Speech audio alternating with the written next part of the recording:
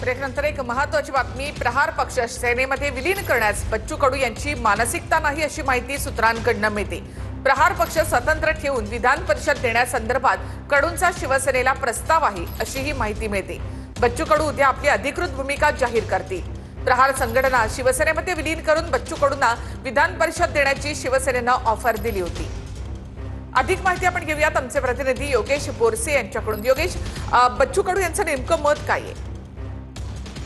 एकनाथ शिंदे यांच्याकडून जी बच्चू कडू यांना ऑफर देण्यात आलेली आहे, अर्थात विधान परिषदेची उमेदवारी ही बच्चू कडू यांना देण्याचा निर्णय किंवा तशा पद्धतीचा विचार हा एकनाथ शिंदेंनी बच्चू कडू यांच्यापुढे मांडलेला आहे। मात्र हे करत असताना बच्चू कडू यांची प्रहार संघटना, प्रहार पक्ष जो आहे तो शिवसेनेत विलिनीकरण करावा अशा पद्धतीचा प्रस्ताव देखील एकनाथ शिंदे यांच्याकडून बच्चू कडू यांच्यापुढे मांडण्यात आलेला आहे।